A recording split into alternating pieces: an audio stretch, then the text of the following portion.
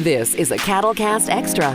My next guest is a nationally recognized, award-winning photojournalist and member of the Michigan Journalism Hall of Fame. Her latest book, The Queen Next Door, Aretha Franklin, An Intimate Portrait, is published by Wayne State University Press. Linda Solomon joins me on CADLcast. Thanks for joining me, Linda. Great to be with you, Scott. Let's get started. How were you first introduced to photography? I was first introduced to photography by my family, who actually gave me a camera when I was 5 years old. So it was the most special gift because it's not a toy, so you don't get tired of a camera. You continue to grow with it because there's always something you want to document, and I was always the one in the family documenting every birthday, every holiday.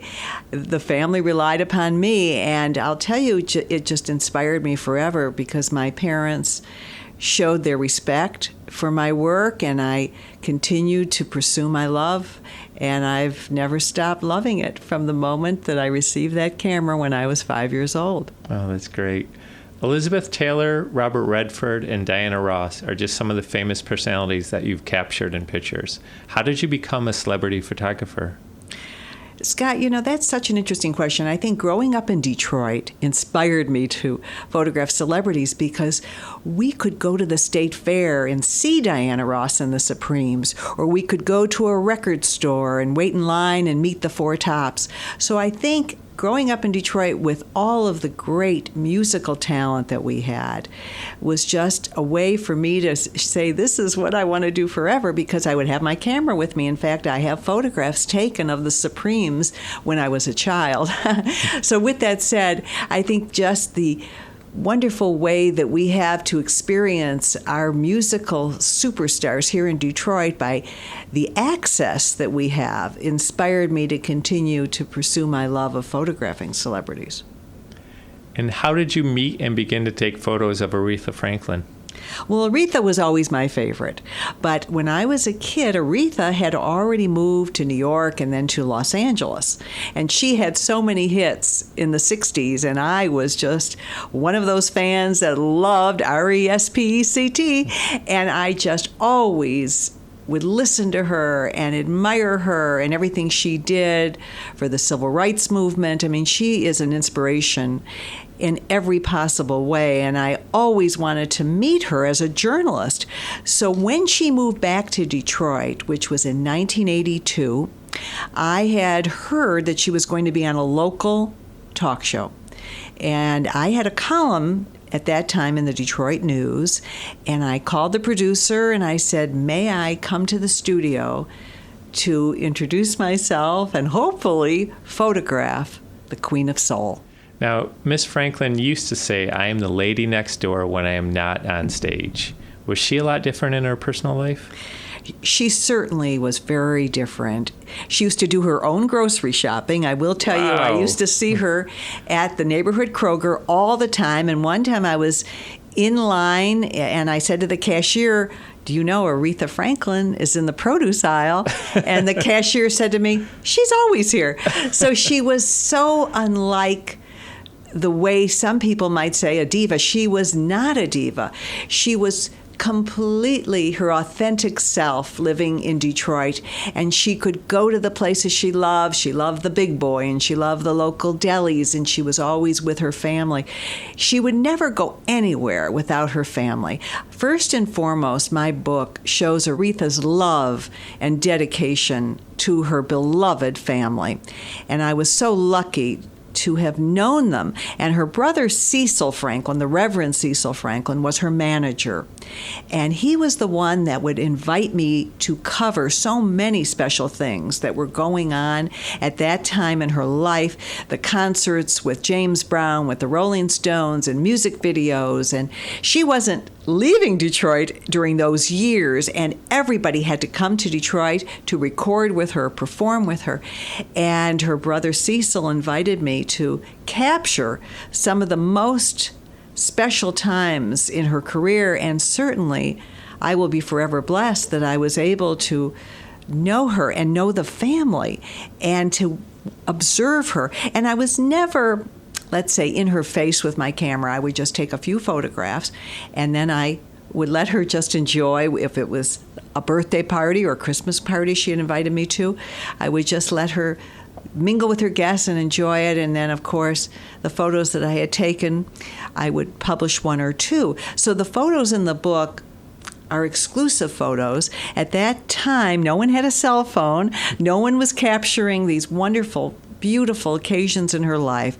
So they are rare photographs, and they show the side of Aretha that maybe you haven't seen. And it's a side that is devoted to her children, devoted to Detroit. And she was our treasure, and we're so lucky that she was our queen. What are some of your favorite memories about photographing her? I think my most favorite memory would be the opportunity to capture her during Christmas. Aretha loved to host her holiday party, and she would produce all the music herself. So she would start with an orchestra on her driveway, and then she would move to a mariachi band, and then Sinbad would perform, and Peebo Bryson, and only for about 30 or 40 people. But she loved to just enjoy Christmas with her family, and often she would join her sons and sing a carol, and her parties were just incredible. And to be able to see her with her sons, I will tell you, because you are being broadcast in Lansing, that her son Teddy is a graduate of Michigan State University, and when he graduated, his mother gave him the most amazing graduation party. She invited the entire Michigan State University cheerleading squad to their home. And it was incredible. And those photos are in the book. And she decorated her home in green and white. She had streamers and pom-poms. So you could see Aretha was the lady next door when she wasn't on stage. And that is her most famous quote. And you've done a great job of selling the book already, but if someone is not convinced, why should they pick up a copy of your book? Well, this is a chance for you to share in the most special moments with the great Queen of Soul and to really see her heart, because she was having fun. In every photograph, you can tell she just loved being with her family. She loved giving back to Detroit. There are photos of her answering the telephone during a Easter Seals telethon. Can you imagine calling to make a pledge and you hear Aretha Franklin's voice? But that's the woman that she was. She was devoted to Detroit, devoted to her family. And I think your listeners will just enjoy seeing her and sharing her life in candid photographs that really express the Queen next door. Another passion of yours is the Pictures of Hope project. Can you tell us a little bit about that project? Thank you so very much. I have been able to work with children and youth who sadly live in homeless shelters. And I encourage the children to capture their feelings of what they're hoping for with a camera. And Walgreens has graciously donated cameras to Pictures of Hope, and I've been able to bring the program to 52 cities, including Lansing and Flint, and children living in the shelters have been able to share their heartfelt hopes and dreams. And we create cards with the children's photographs, and 100% of the proceeds go right back to the shelters. And many of our mentors, including Chief Justice of the Michigan Supreme Court, Stephen Markman, and Congresswoman Brenda Lawrence, and the fire chief of Flint, and the police chief of Flint, have taken time to mentor the children that we help in the shelters, and they go off with the kids and show them that their dreams are right there in front of them, not only to photograph, but to achieve. Oh, I want to congratulate you on that project because it is such a moving project. Thank you so much. I've met so many wonderful kids. And we've had a college president who happened to see a story on Pictures of Hope. It was featured on NBC Nightly News for making a difference. And the president of Otterbein University reached out and said, I want to help kids who only dreamed to go to college but could never afford the opportunity. And we have been able to grant 5 full tuition college scholarships to first-generation students who are now attending college on a full tuition scholarship, and it's called the Dream Scholarship. Oh, that's some amazing work. I am so grateful to Dr. John Comerford, who happened to see the story and wanted to make a difference for kids who deserve a college education. Oh, wow. It's truly some amazing work. Thank you. How can a picture impact your life? It can impact your life because, first of all, it brings back the most beautiful memory. I encourage people not just to share photos, but to print them. Because when you save the photographs in an album, your life is right there in front of you. 40 years from now, you can look back and remember the special times that you've been able to capture in a photograph, and your photos will bring back every memory. When I was doing this book on Aretha, many of the photographs were captured almost 40 years ago.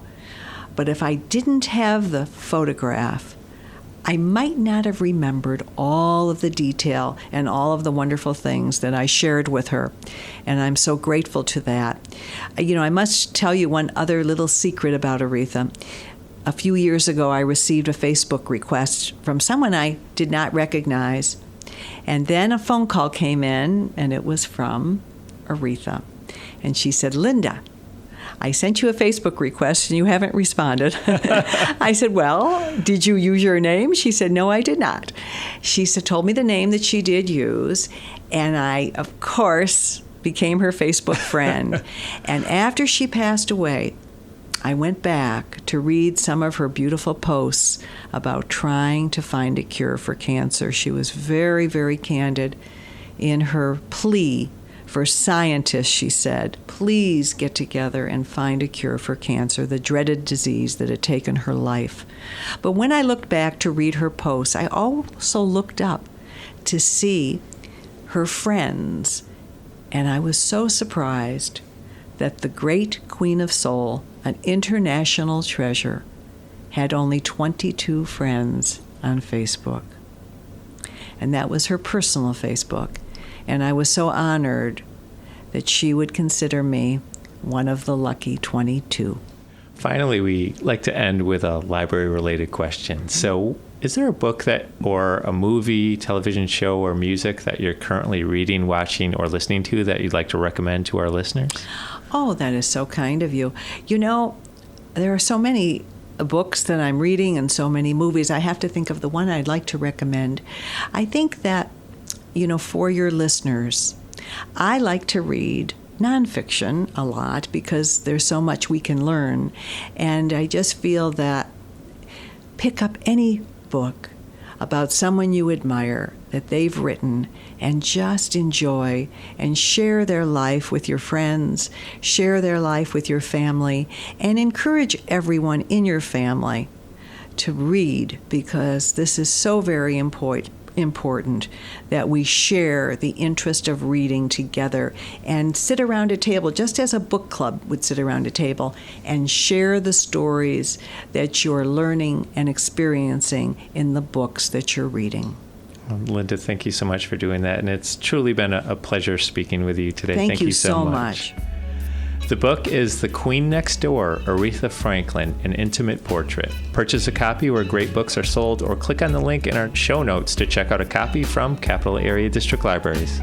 Don't miss another great interview. Subscribe to the CADLcast podcast and share it with a friend. Did you know, as a member of Capital Area District Libraries, you can save over $900 a year by just borrowing one item a week? Download books, music, movies, and magazines to your mobile device, or borrow outdoor games like cornhole and ladder ball, which are great for tailgating. Sign up for a free membership at cadl.org/card. Some restrictions may apply. Capital Area District Libraries. Check out everything right here.